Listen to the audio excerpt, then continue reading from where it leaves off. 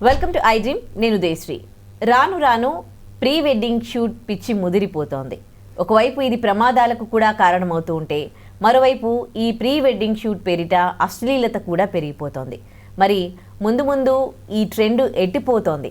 ఇదే ఇవాల్టి మన టాపిక్. మనతో మాట్లాడడానికి motivational speaker, public speaker and family counsellor Rajani Rama గారు ఉన్నారు. మాట్లాడదాం. నమస్తే అమ్మ. నమస్తే ఉదయ. పెళ్ళి అంటే ఎంతో హ్యాపీగా చేసుకుంటారు. సో అందులో హల్దీ, మెహందీ ఇవన్నీ కూడా మనకి common. So pre wedding shoot కూడా యాడ్ అయింది. బాగుంది. ఇది ఇట్లా ముందు కలుసుకోవడం, షూట్స్ చేసుకోవడం అంతా బాగుంది. కానీ ఎట్లా అంటే అది అంటే ఏదైనా కానీ అతి మంచిది కాదు అంటారు.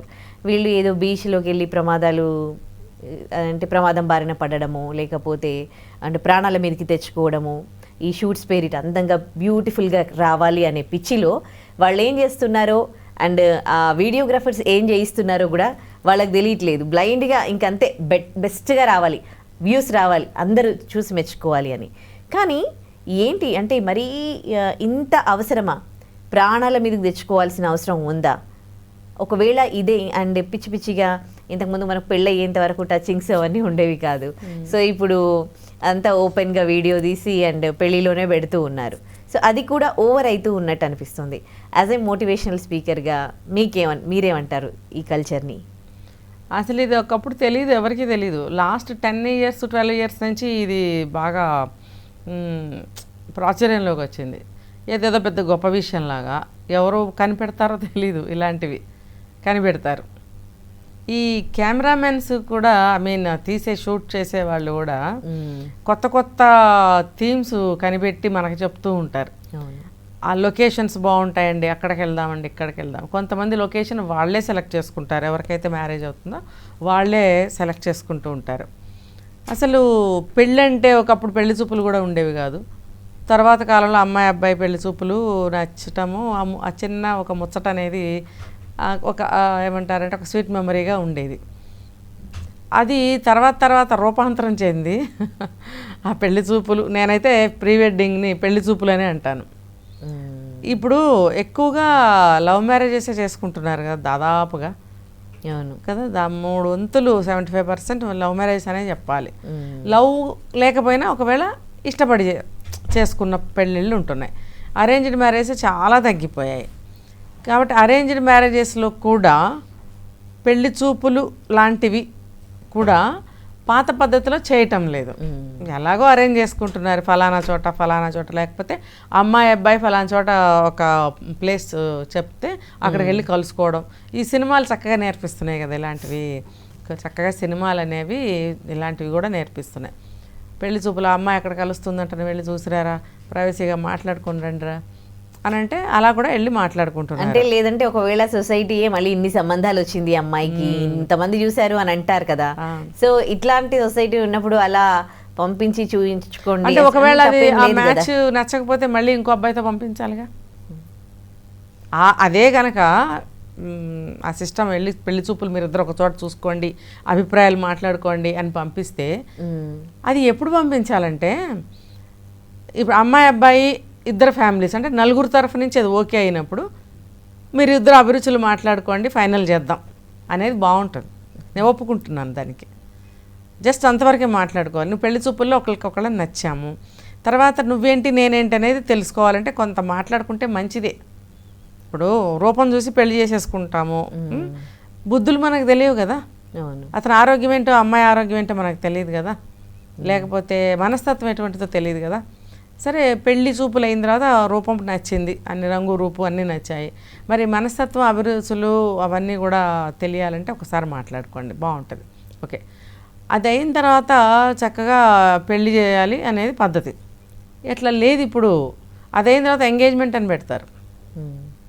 ఎంగేజ్మెంట్లో ఒక షూటు, ఇప్పుడు ఎంగేజ్మెంట్ని కూడా పెళ్లిలాగా చేసేసి ఆ ఎంగేజ్మెంట్ ఫంక్షన్ను కూడా ఆ బ్యాంకెట్ హాల్స్ ఏవో తీసుకుంటారు కదా, అక్కడే కావాల్సిన విధంగా షూటింగ్ చేసేసుకుంటున్నారు. అమ్మాయిని అబ్బాయిని నుంచోబెట్టి వచ్చిన చుట్టాలతో మాట్లాడేది లేదు, వచ్చిన చుట్టాల వాళ్ళకి అక్షంతలు వేయాలంటే లేదు, ఇంకా వాళ్ళు అందులో మునిగి తేలిస్తూ ఉంటారు కెమెరామెన్స్. అది అయిపోతుందా? మళ్ళీ వెడ్డింగ్ డే వస్తుంది దగ్గరికి, ఐ మీన్ మ్యారేజ్ చేసే రోజు వస్తుంది.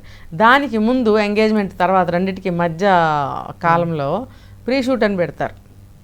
సరే ఫస్ట్లో అయితే నాకు కూడా మెమరీస్ బాగుంటాయిలే, చక్కగా అందంగా సినిమాలో తీసినట్టుంటే ఎవరికి ఇష్టం ఉండదు ఉదయ, చక్కగా అందంగా మంచిగా మేకప్ చేసి సినిమాలో తీసినట్టు మేఘాలు మిగిలిపోతాయి కదా.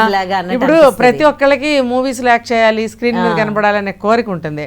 ఇప్పుడు ఇలాంటివి వచ్చిన తర్వాత మనం కూడా ఆ మబ్బుల్లో తేలిపోతున్నట్టు ఒక పాట వేస్తారు వెనకాల, ఆ పాటకు అనుగుణంగా వీళ్ళని నడిపిస్తారు, దాంట్లో అక్కడ యాక్టింగ్ చేయిస్తారు.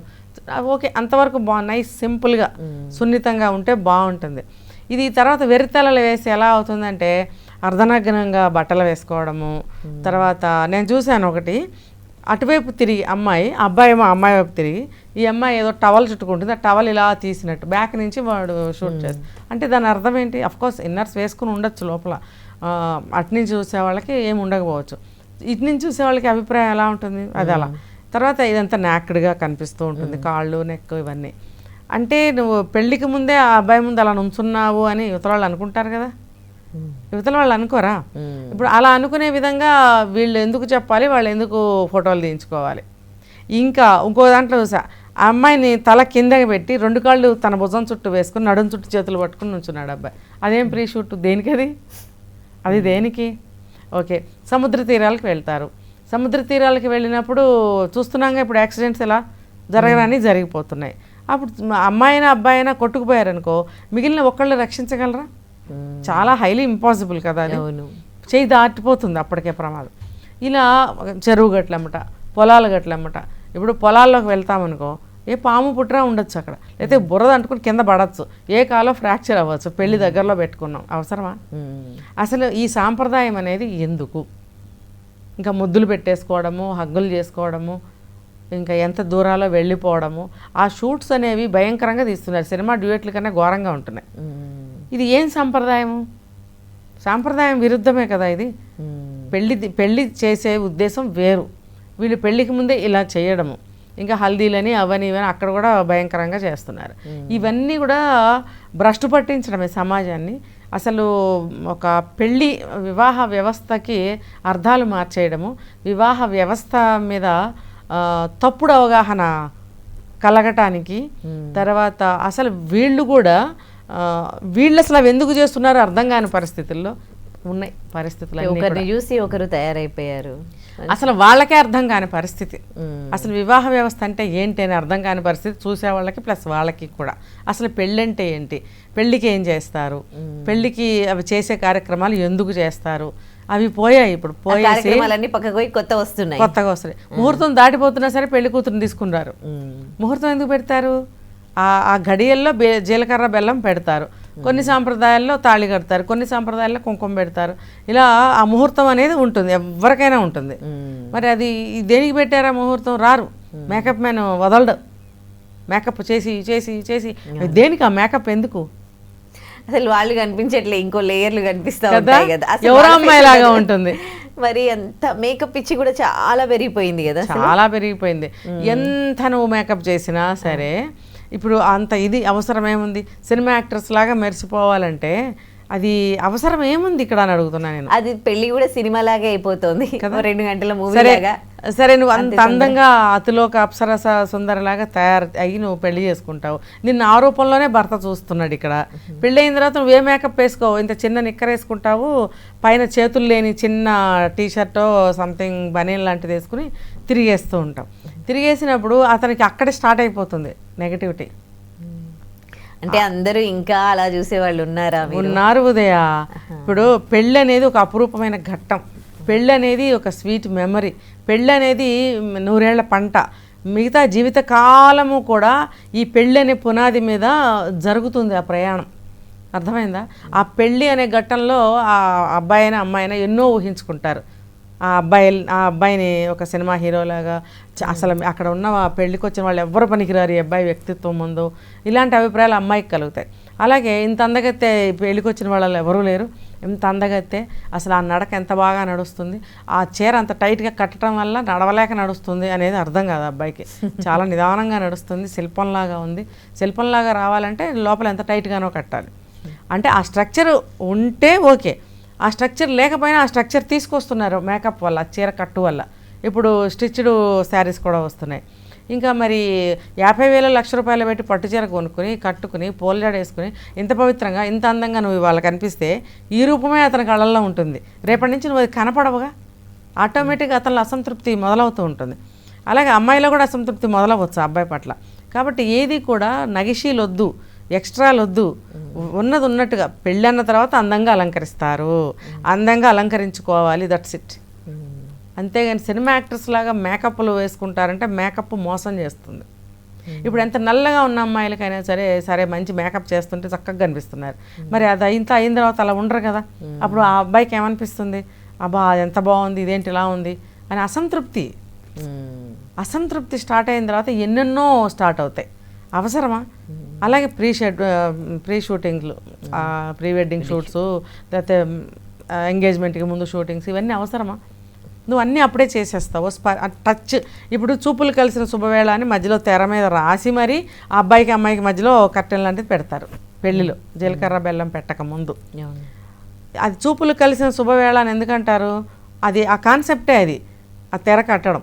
జీలకర్ర బెల్లం పెట్టిన తర్వాత కాసేపు వేదమంత్రాలు అవన్నీ చదివిన తర్వాత ఆ తెర తీసేసినప్పుడు అప్పుడు మొదటిసారిగా చూసుకుంటారు, కళ్ళల్లో కళ్ళు పెట్టి స్వతంత్రంగా చనువుగా. పెళ్లి చూపుల్లో అట్లా చూసుకోరు. ఇప్పుడు కుదురుతుందో కుదరదో ఆ సంబంధం, ఇష్టంగా చూసేయరు, మామూలుగా చూస్తారు. ఇక్కడ అలా కాదు, అంతా సెట్ అయిపోయింది, పెళ్లి కుదిరేసింది, ఇంకో కాసేపట్లో భార్యాభర్తలు అయిపోతున్నాము, ఇది తొలి చూపు.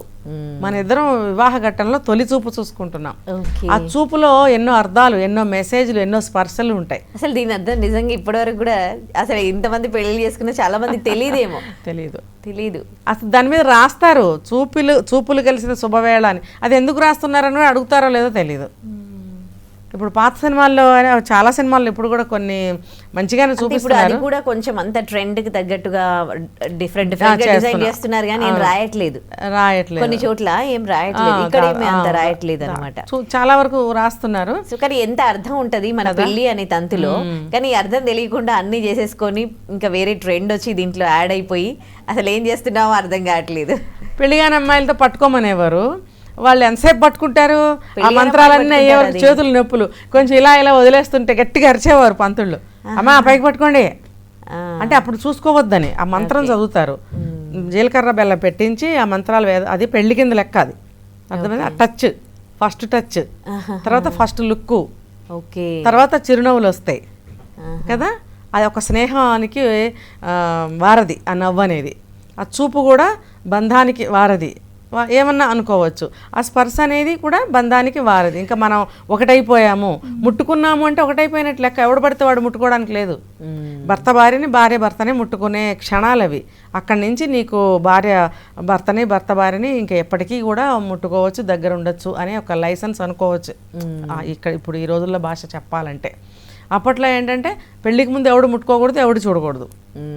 ఆ జీలకర్ర బెల్లం పెట్టి ఒకళ్ళు తల మీద ఒకళ్ళు చేయి పెట్టినప్పుడు అప్పుడే ముట్టుకోవాలి. పరాయి స్త్రీని తన స్త్రీ చేసుకున్న తర్వాత ముట్టుకోవడం.